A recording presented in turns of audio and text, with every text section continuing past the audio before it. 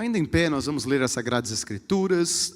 O texto é Gênesis, capítulo 28. Nós vamos ler dos versos 10 a 22, uma passagem clássica da literatura do Gênesis, linda, interessante, a passagem do sonho de Jacó em Betel.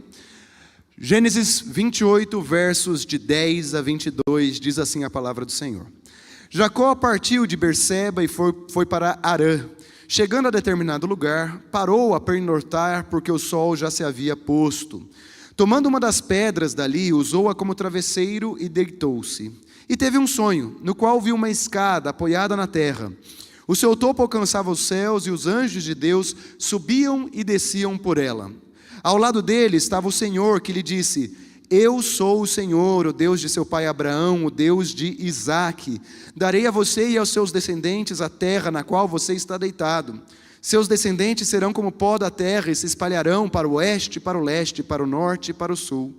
Todos os povos da terra serão abençoados por meio de você e da sua descendência. Estou com você e cuidarei de você aonde quer que vá, e eu o trarei de volta a esta terra. Não o deixarei enquanto não fizer o que lhe prometi. Quando Jacó acordou do sono, disse: Sem dúvida o Senhor está nesse lugar, mas eu não sabia. Teve medo e disse: Temível é este lugar. Não é outro senão a casa de Deus. Esta é a porta dos céus. Na manhã seguinte, Jacó pegou a pedra que tinha usado como travesseiro, colocou-a em pé como coluna e derramou óleo sobre o seu topo. E deu o nome de Betel àquele lugar, embora a cidade anteriormente se chamasse Luz. Então Jacó fez um voto dizendo: Se Deus estiver comigo, cuidar de mim nesta viagem que estou fazendo, prover-me de comida e roupa e levar-me de volta em segurança à casa de meu pai, então o Senhor será o meu Deus. E esta pedra que hoje coloquei como coluna servirá de santuário de Deus, e de tudo que me deres, certamente darei o dízimo. Palavras do Senhor. Amém e amém. A igreja pode se assentar. O livro de Gênesis, ele fala dos princípios ou das origens. O livro de Gênesis faz parte do Pentateuco, que são os 5 primeiros livros das Sagradas Escrituras, na tradição judaica conhecido como Torá. A Torá, na tradição judaica, ela tem um valor mais significativo até do que os livros históricos e os profetas. A Torá é a lei de Deus, a palavra de Deus. E Gênesis vai falar das origens. Origem do quê, pastor Paulo? Alguns casos aqui. Origem da criação. Então vai falar de como tudo começou. Origem do relacionamento entre Deus e o ser humano.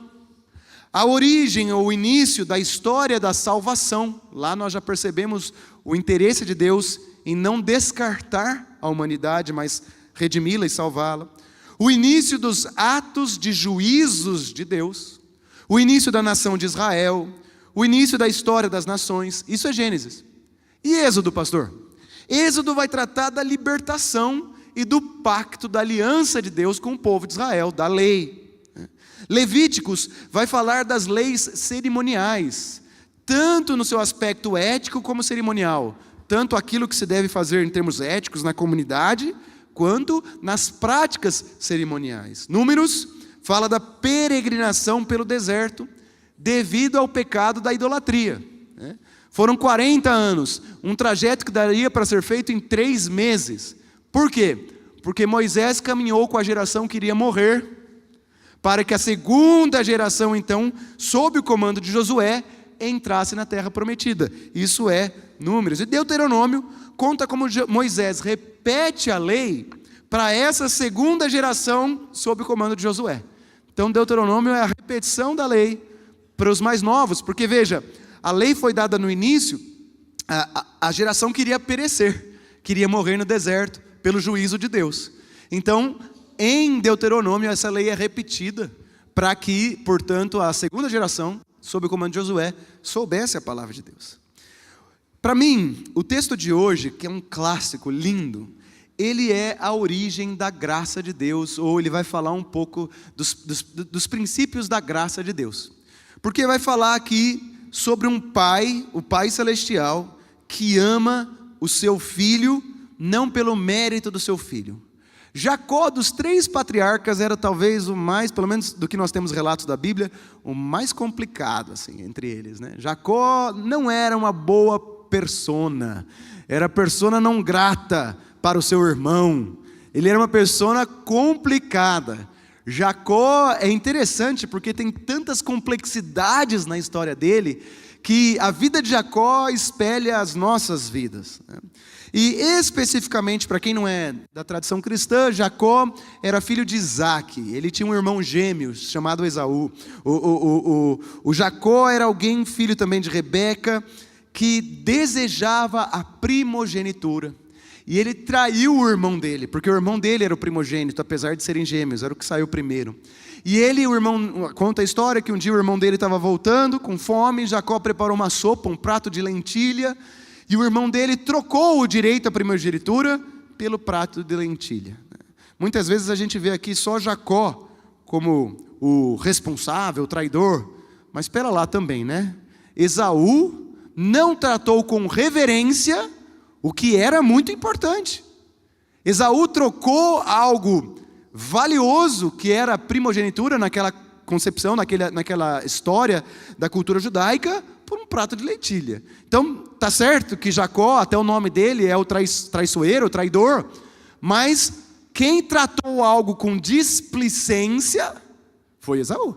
Foi Esaú, que não levou com seriedade aquilo que Deus tinha dado a ele, né? E Jacó, então, ele rouba esse direito de primogenitura de uma forma desleal ali com o irmão, e ele sabe que a situação dele vai complicar. E aí Jacó pratica mais um ato complicado, né?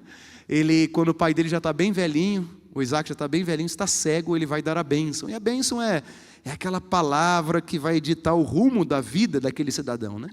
E o Jacó queria a bênção. Então é dito que ele coloca mais pelos no corpo, porque o irmão dele, Esaú, tinha muitos pelos. E ele passa ali o cheiro, o perfume, né, do irmão, e ele vai diante do pai que está cego, pede a bênção, fingindo ser o irmão, e o pai dá a bênção para Jacó, que seria para Esaú. E aí a situação complica, Sônia. Aí a giripoca vai piar, né? Aí Jacó está em fuga, Jacó ele está fugindo, com medo do irmão. Ele vai para uma terra que o próprio pai dele, porque um pouco antes de Gênesis 28, do verso 10, Isaac dá uma bênção para ele. E o próprio Isaac fala, vai ter uma mulher lá na terra de Harã, a mesma terra onde Isaac encontrou Rebeca, né? A terra dos antepassados, para não ter, para manter ali a tradição judaica, que era algo do coração de Deus naquele momento, né? E a gente sabe que ele está fugindo justamente nesse momento. O irmão dele no percalço, o irmão dele só esperando o pai morrer para matá-lo. E o irmão dele era mais poderoso do que ele em termos de vigor físico, e certamente o mataria, assim como Caim matou a Abel. As coisas se repetem. Mas aí, acontece que o pai, Isaac, deu a bênção a Jacó. Mas o texto que nós lemos é uma bênção do Pai Celestial. Olha o que diz, eu sou o Senhor, o Deus de Abraão, o Deus de Isaac, o Deus do avô e do pai. E aí ele vai dar a bênção, a terra em que agora você está deitado, eu darei a você e a sua descendência. Isso é uma bênção. Ele continua, a sua descendência será como o pó da terra, a bênção que vem do Pai. Você se estenderá para o oeste, leste, norte e sul. Em você e na sua descendência serão benditas todas as famílias da terra. A mesma bênção de Abraão está sendo dada agora a Jacó. Eis que estou contigo e o guardarei por onde quer que você vá. Farei com que você volte para a terra, porque não o abandonarei, até que se cumpra aquilo que prometi. Jacó está exausto, está solitário. Ele ainda não tinha a esposa dele, nem Lia, nem Raquel. Ele está no deserto. Ele está na mesma região do Monte Moriá, uma região onde Abraão foi para sacrificar Isaac. Ele está ali sozinho e ele dorme. E quando ele dorme, o travesseiro dele é uma pedra. Isso é um sinal de desconforto, né? Ele está numa situação não só física de desconforto, mas a alma dele está desconfortável. E aqui para mim é a origem da graça, porque Deus encontrou esse cidadão. Deus encontrou esse cidadão assim como encontra cada um de nós, né? O que é o pai? Hoje é dia dos pais, né? O pai, na tradição judaica cristã, é aquele que até os 12 anos, porque a criança é criança até os 12 anos, a partir dos 12 ela se tornava ali adulta, né? Não existia a figura da adolescência na tradição judaica. Até os 12 anos é o pai que dá de graça comida, cuidado, proteção, tudo sem preço algum para o filho. Na nossa cultura brasileira, ocidental, também é assim, né? O pai é aquele que trabalha. Eu trabalho para pôr comida para os meus filhos, para dar vestimenta para os meus filhos, tudo de graça, né? Eu trabalho para que eles possam ter ali saúde quando precisarem, eu os levo para a escola, eu cuido deles quando eles chegam em casa, eu como pai vou lá cuidar dos estudos dele, eu com a Mariana, minha esposa, né? Isso é gratuito, isso é uma bênção. Porém, o cuidado do pai terreno aqui nessa terra, ele é limitado, né? Nós sabemos que tem histórias de pais que são alcoólatras, pais que abandonaram os filhos, pais que já morreram, pais que não foram perfeitos. E aí, o povo de Deus fica desamparado.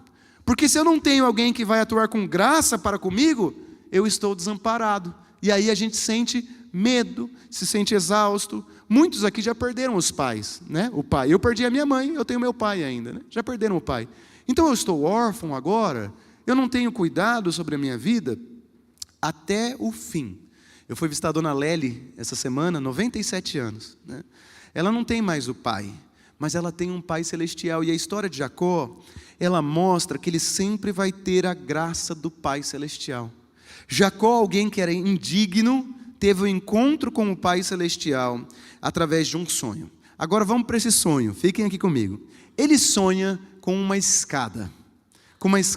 Escada não seria a melhor tradução para essa palavra.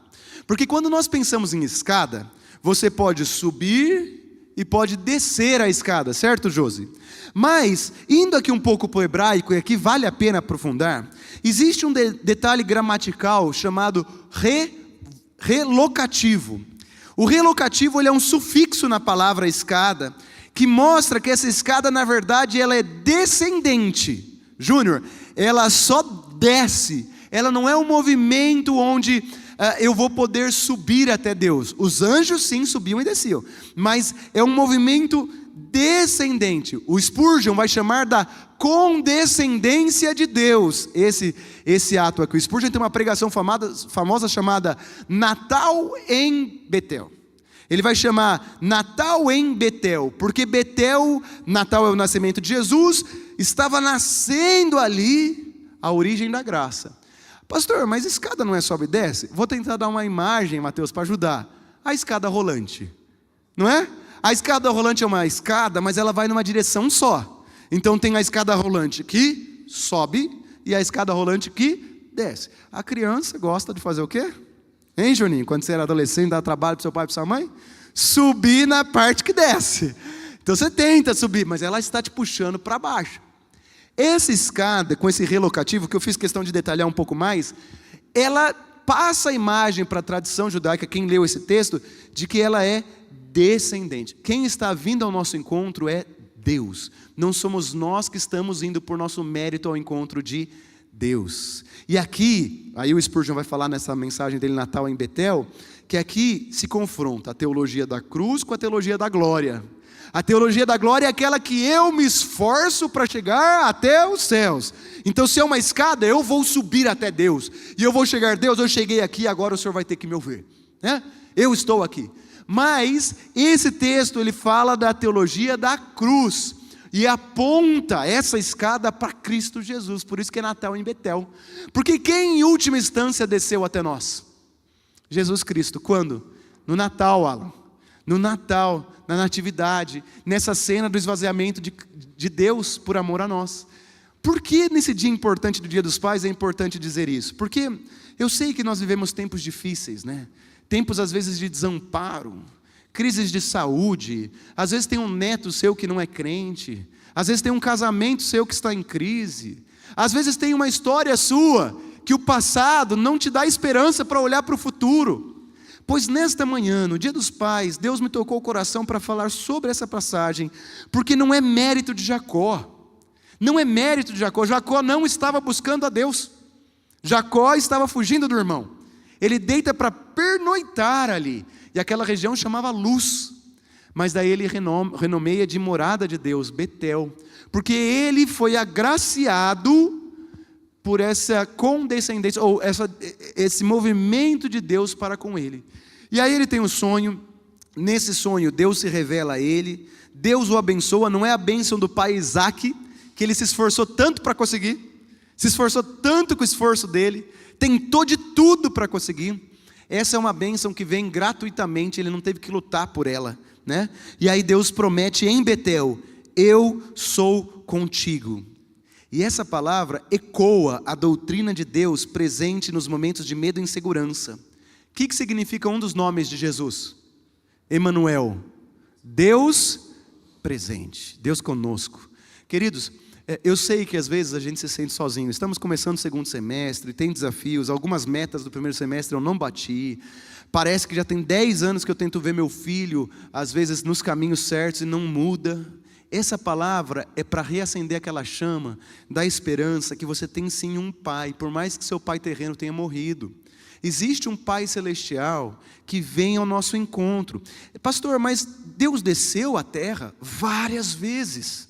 Eu vou falar algumas passagens aqui, só da origem do Pentateuco, de Deus vindo ao nosso encontro. Paulo Lopes. Primeiro, Deus desceu à terra no jardim do Éden. Gênesis, nós vemos lá Deus descendo à terra. Gênesis 3, na queda, quando eles estão no pior momento, Deus desce lá. Deus veio à terra graciosamente para confundir as línguas em Babel. Gênesis 11, ele confunde as línguas, ele veio até a terra para confundir. Deus investigou pessoalmente os pecados de Sodoma e Gomorra. Gênesis 18. Deus se encontrou frequentemente com Moisés. Êxodo 4, um dos exemplos. Deus falou pacientemente com Jó.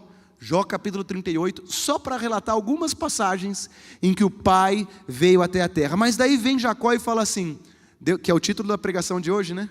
Deus está aqui e eu não sabia. Irmãos e irmãs, nesta manhã eu quero dizer que para nós, depois de Pentecostes, todo lugar é Betel. Ivani, todo lugar é Betel. Todo lugar é morada de Deus, porque Deus mora em nós. Nós nunca estaremos órfãos, porque o Pai Celestial sempre vai olhar para mim e para você, porque esse é o modus operandi. O que é isso? É o modo como Ele age, e Ele revelou isso a nós. Isso não é nós tentando compreender, foi Ele que revelou. No Jardim do Éden, com Jó, com Moisés, em Sodoma e Gomorra, em Babel. É Ele que mostrou isso para nós, não é uma filosofia humana, não é uma tentativa de compreender, está na Bíblia. Em última instância, Ele veio no Natal e novamente em Pentecostes. Então esse Deus, Eunice, é um Deus que está sempre com você, o Deus conosco. E essa é uma palavra de esperança em tempos tão difíceis, né?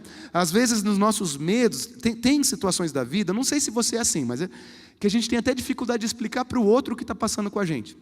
Seja por medo, por pudor, por nem você compreender. A psicologia vai dizer, às vezes é difícil pôr em palavras aquilo que está passando conosco. Eu quero dizer que nesse lugar, Deus também está. E eu quero trazer, em nome de Jesus, libertação para a honra e glória do Senhor, para a sua vida nessa manhã.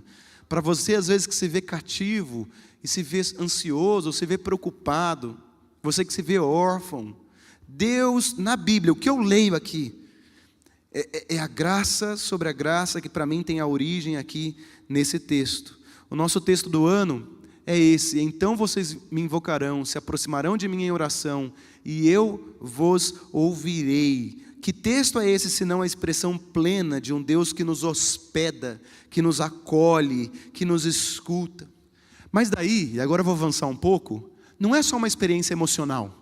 Não é só para a gente sair daqui e falar, ai, que bom, ai, foi uma palavra que me trouxe força e esperança. Não, tem mais, tem compromisso.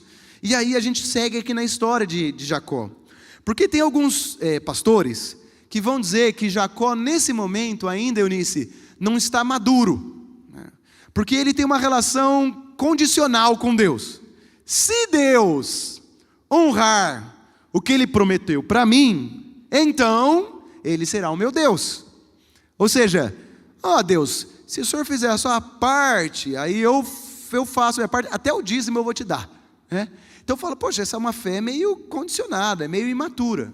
Mas queridos, Jacó não tinha ouvido falar dos profetas, Jacó não ouviu as palavras de Samuel, Jacó não conheceu a história de Davi, Jacó não conheceu a história de Isaías, as promessas do Messias, Jacó não ouviu as falas de Jesus. O que Jacó tinha até aquele momento era uma experiência do pai dele e do avô dele com Deus. Então, antes de julgar a Jacó, cabe a nós entender o momento que ele vivia. E o fato é que diante do que ele tinha de informação de Deus, numa cultura cananeia de vários deuses, ele falou, tá, esse Deus veio até mim de uma forma transcendente, né, apofática, uma forma uau, mas eu quero conhecer mais ele. E aí, Jacó, ele tem uma resposta, mesmo ainda imaturo, muito interessante. Presta atenção, diante da compreensão que ele tem que Deus o ama, primeiro ele santifica o lugar. Olha que interessante. É dito que ele pega a pedra que ele usou como travesseiro, ele levanta ela como altar, isso era comum naquela época, né? Fazer dessa pedra. Ele unge a pedra com óleo, uma coisa curiosa, né? Ele unge a pedra com óleo, e aí ele santifica e fala, esse lugar não vai se chamar mais Luz, mas vai se chamar Betel, morada de Deus. Alguma coisa acontece. Ainda que ele não saiba tudo sobre Deus, ou muitas coisas como nós sabemos, ele está disposto a andar com esse Deus. Ele está dando um voto de confiança, Júnior. Ele está dizendo, então, bom, então não vai ser só uma experiência gostosinha, eu vou me envolver de corpo e alma nesse negócio. É para valer? Deus, é para valer? E posso falar? Às vezes a gente precisa de uma conversa franca assim com Deus também. Porque às vezes tem pessoas, como os fariseus, que conhecem tudo de Deus a um nível superficial, meramente cerimonial, mas Deus, ele quer o coração. E Jacó, por mais complexo que seja, que mostra como cada um de nós somos, ele entra para valer nisso. Assim como Pedro, Tiago, João e André deixam os barcos e vão seguir Jesus, para mim aqui Jacó, ele está falando, então vamos. E qual que é a diferença de Jacó para Pedro, Tiago, André e João, que também estavam desesperados por comida, por vida? Num primeiro momento, Josi, existe um interesse na caminhada com Jesus, ainda para os neófitos, que é de salvação pessoal. Ou a mulher de fluxo de sangue não queria que parasse o sangue, ou o leproso não queria que a lepra dele cessasse, ou aquele que está endemoniado não queria que o demônio fosse expulso. Num primeiro momento, e esse é o neófito, é o novo na fé, ele está pensando nele mesmo, ainda não é algo onde eu abandono a minha vida, porque Jesus vai dizer, né, aquele que não abandona a sua vida, perdê-la-á, mas aquele que abandonar por minha causa, esse será salvo. O que nós estamos testemunhando aqui, é incrível, é a graça de Deus, tocando, descendendo, indo em direção a Jacó, e Jacó com as poucas categorias que ele tem, e faculdades que ele tem, dando um voto de confiança ao Senhor, e indo para valer, e a questão é, que a palavra de Deus diz que muitos dirão Senhor, Senhor, Senhor, e Deus vai dizer, eu não os conheço. Esse é o perigo que a gente tem que ver nessa manhã. Não é só a emoção de saber que eu não estou órfão. Ai, que bom, não estou órfão. Eu tenho um pai que sempre vai cuidar de mim, que vai atuar graciosamente por mim. Isso é bom. Mas também se exige de nós a metanoia, que é o arrependimento, que é não se conformar com este século. E para mim, Jacó, por mais que alguns pregadores vão chamar ele de imaturo num primeiro momento, imaturo, ele teve a coragem de fazer o que ele podia fazer naquele momento. E naquele momento que ele podia fazer é, então vamos. E ele santifica aquele lugar. Ele pega a pedra, é um ritual. Dizem, não sei quem me falou aqui uma vez, talvez vocês lembrem, que tinha um pastor no passado, pastor Carlos, que ele orava de madrugada. Ele tirava dia sim, dia não, e quando ele ia orar, ele levantava, ia até o quarto, colocava o terno, colocava a gravata, ou não sei se é gravata, a calça social, e aí ele ia orar. Deus não vai ouvir se eu estiver de pijama? Claro que vai, mas é uma atitude bonita, de reverência. Eu vou pôr meu terno, minha gravata, agora é o meu tempo com o Pai. Eu acho que o que acontece com Jacó aqui é semelhante. Ele faz um voto, é um marco na vida dele. Não tem marcos, né? Marco é aquilo que é o Kairos. Quem teve na aula com o reverendo Brian, é o Kairos. Jacó está vivendo um momento cairótico aqui, né? Ele não só faz isso, mas ele faz um voto de seguir a Deus. Eu vou te seguir então, Senhor. Mas não foi da boca para fora, porque depois a gente vê na história de Jacó, nós vamos continuar aqui, que não foi da boca para fora, foi para valer. Zeca, foi para valer. E aí, por fim, ele promete dar o dízimo. Ele promete dar o dízimo de tudo que ele receber de Deus, porque isso faz parte também da nossa história. Devolver ao Senhor o que nós recebemos. É se envolver de corpo, alma e bolso. É para valer. Eu, por exemplo, eu tenho lá minha côngrua, que é o que eu recebo aqui da igreja. Isso, numa cidade de Curitiba, com 3 filhos, está lá contadinho. Puxa vida, esses 10%, humanamente falando, que eu dou de dízimo para a igreja, podia fazer uma boa diferença para mim, viu? Ai, vontade de não dar o dízimo, porque eu ia poder investir na minha vida do jeito que eu acho que é o melhor.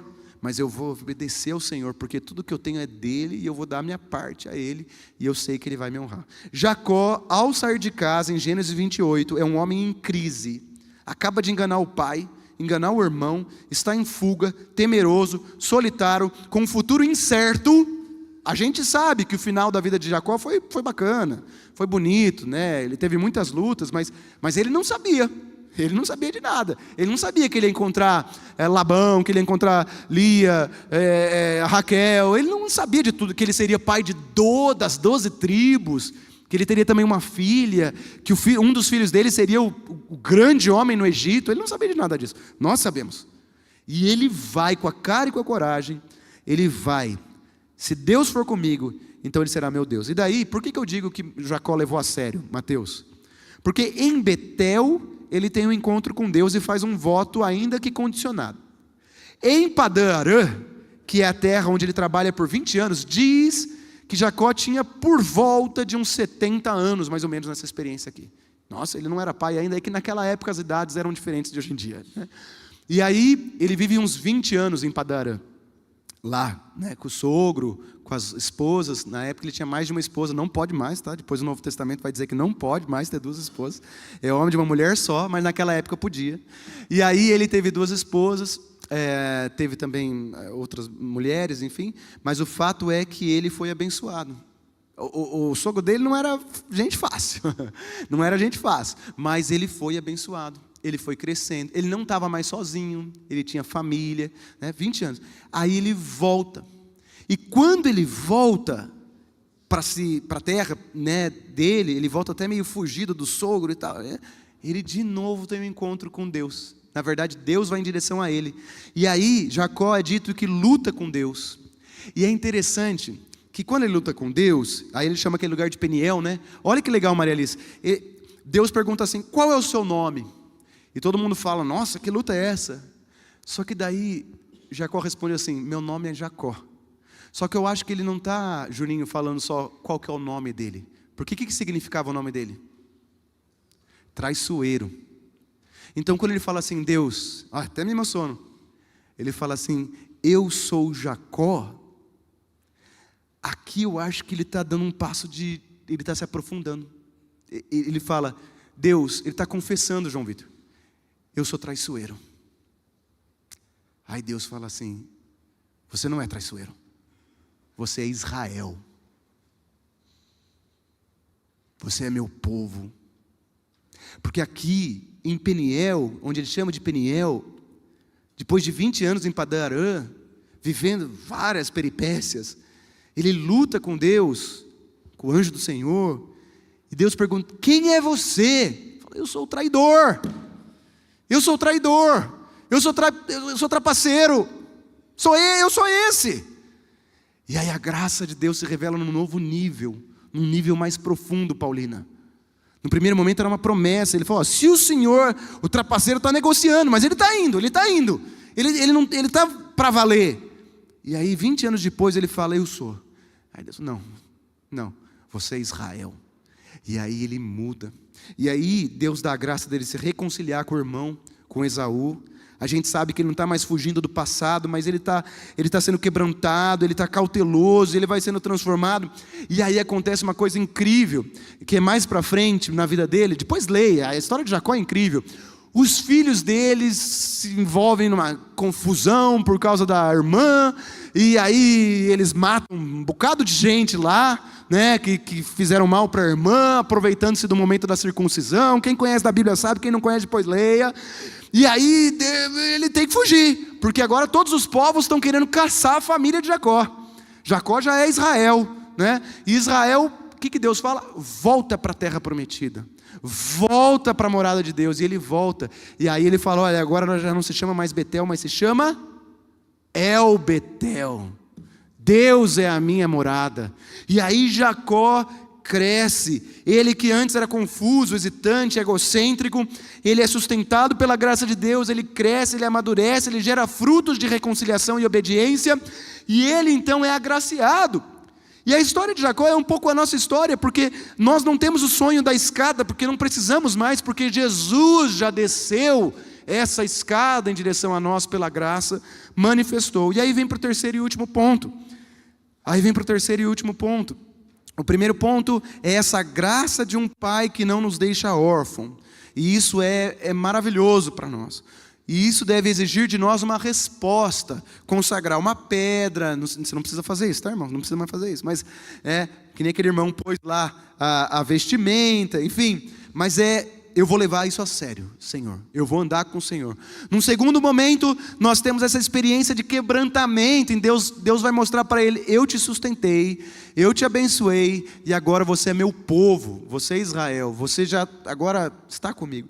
E por fim, o que eu quero destacar nessa linda história, nesse Dia dos Pais, é que Jacó, mesmo em meio a todas as suas lutas, ele temia a Deus, em diferentes níveis, mas ele foi aprofundando cada vez mais o temor do Senhor. No primeiro momento ainda condicionado, no segundo momento ele confessa, e por fim ele é transformado, se torna o pai de 12 tribos, das 12 tribos, saiu de casa com 70, voltou com os 97, quando ele volta para se reconciliar com Esaú, José tinha 6 anos, depois de 11 anos, José é levado para o Egito. Na época José tinha 17 anos de idade, e Deus continua sustentando em tudo, seu Paulo Lopes, porque José vai para o Egito, e quando tem os 7 anos de vacas magras, desculpa para quem não é cristão e não conhece a Bíblia, eu já estou sendo bem específico, né? Em várias passagens da Bíblia, mas fica o desafio daí você ler essas histórias, né? Mas o fato é que daí Deus abençoa a família de Jacó, e o que acontece quando Jacó morre? Qual que era o desejo dele? Que os ossos dele fossem levados lá para a terra onde ele conheceu o Senhor. Sabia que o lugar onde Jacó chama de Betel é o lugar que Salomão depois constrói o templo? O templo de Salomão é construído nessa região onde Jacó fez aquele altar de adoração a Deus, porque ali era a morada do Senhor. Eu quero dar um testemunho. Eu não sei como está a sua vida com Jesus, mas eu quero dar um testemunho. Essa semana passada eu fui visitar a Dona Otília, lá na Vila Palmeira, em Tatuquara, né? Estava ela e a Dona Inês, e foi muito bom fazer a visita para ela. Eu nunca tinha ido à casa dela, e ela contou uma história, e ela me autorizou a contar essa história, e eu quero contar para vocês.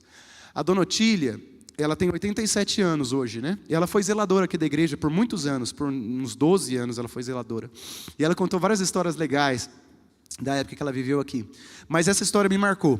Ela falou que quando ela era jovem, ela vivia no sítio, na fazenda, e ela até os 19 anos não tinha ouvido falar de Jesus, porque os mensageiros, a palavra de Deus não tinha chego até ela, e ela tinha muito medo de morrer, ela tinha muito medo de morrer, ela pensava na morte, e ela tremia nas pernas, era um problema para ela, ela falava: o que vai acontecer comigo? Eu vou estar sozinha, órfã, né? E aí com 19 anos, ela conta que veio uma amiga lá das fazendas, que era crente, e ela falou: o que é esse negócio de crente? O crente é quem crê em Jesus como único e suficiente Salvador da sua vida. E ela aprendeu isso numa congregação cristã, essa senhora. E ela falou assim: sério? Ela falou: e me conta, o que foi a sua história, Aziolé? Ela falou assim: olha, a história que eu ouvi hoje é a história da Apocalipse, da marca da besta. Eu falei: mas o que é isso? Ele falou: é o seguinte, se algumas pessoas vão ter a marca da besta, e outras pessoas não vão aceitar a marca da besta e vão morrer, porque elas vão crer no Senhor Jesus. E a Dona Otília falou assim: pastor, quando eu ouvi só isso, foi só isso que ela escutou. teve nada demais. Ela usou essas palavras. Ela falou: eu subi aos céus e eu desci. E eu não tive mais medo da morte. Eu falei: sério, dona Otília? Ela falou: pastor, todo aquele medo foi embora, porque eu senti que eu tenho um pai que me ama, e a partir dali minha vida seria outra.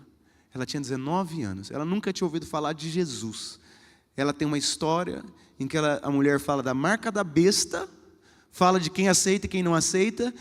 A palavra dela, ela falou que ela subiu até o céu, e ela desceu, e a partir daquele momento ela nunca mais teve medo, porque ela sentiu a presença de Deus.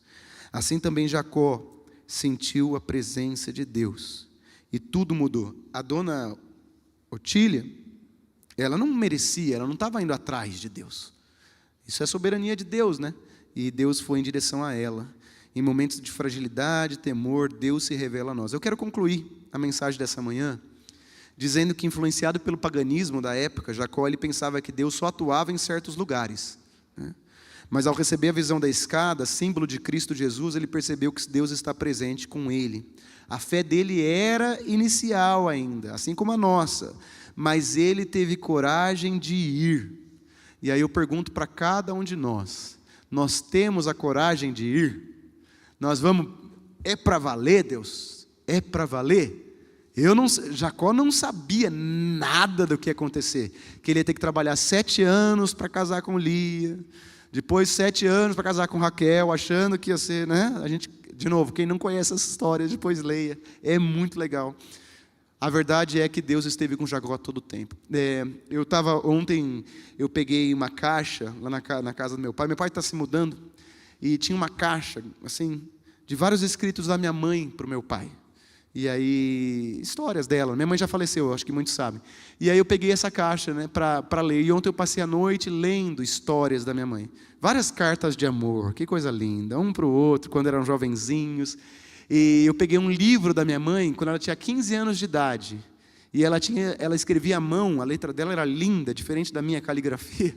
E ela escrevia, né, vários textos do Senhor, né, ao que está sentado no trono, várias músicas, né, da época dela e tal. E ela escrevia sempre falando de Jesus. Daí ela tem uma amiga dela, a melhor amiga dela da época, a esposa de um pastor, lá em Santa Cruz do Rio Pardo, que sempre fala para mim dela, como tinha carinho por ela. Ela me abraça como se fosse...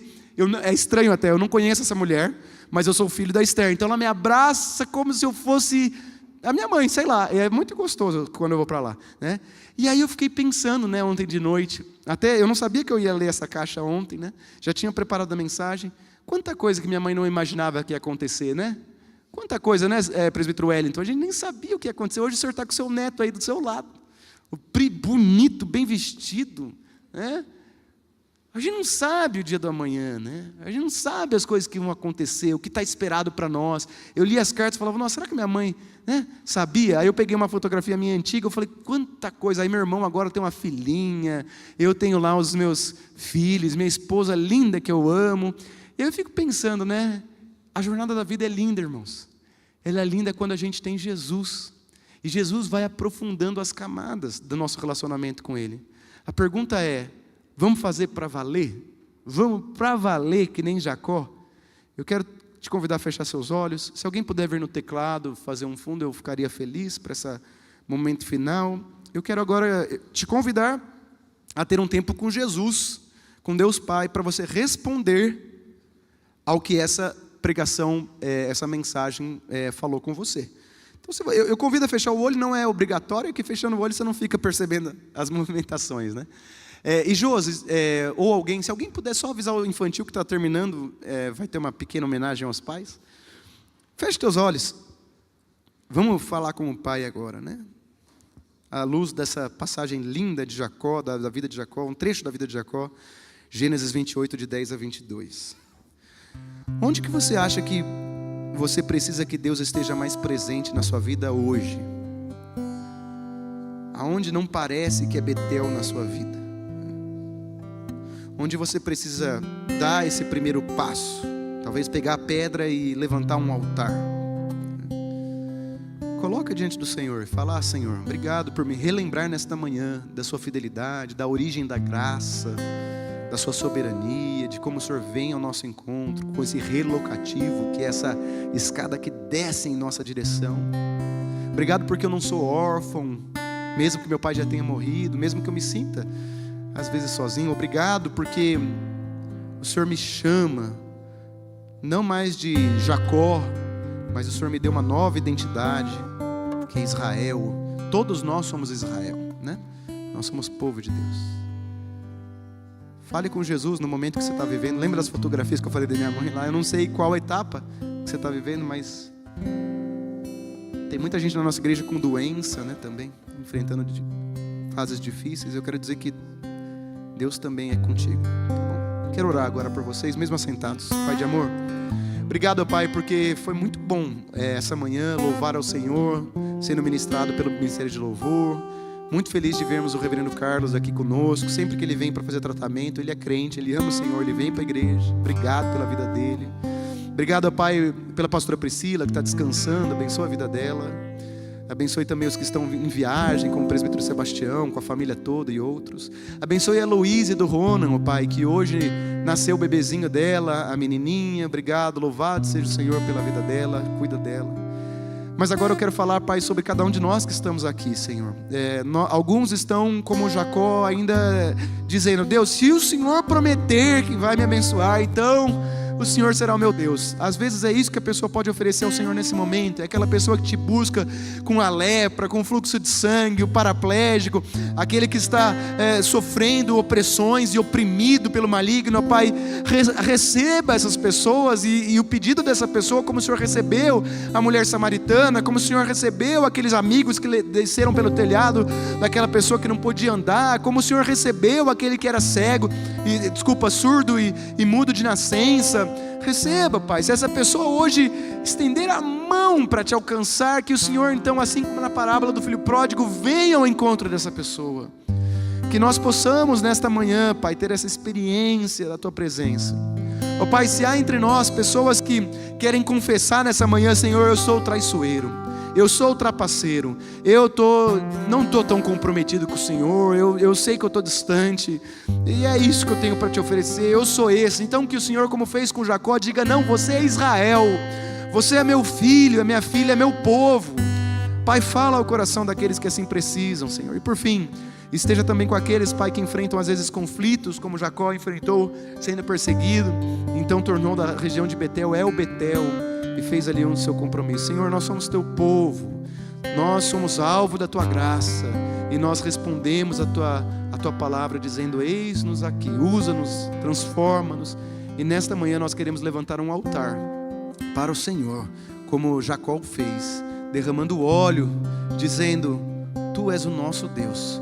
Obrigado pelas histórias das nossas vidas. Obrigado por até onde nós chegamos, até aqui. Maranata, o Senhor é um Deus fiel. Até aqui o Senhor tem cuidado de nós.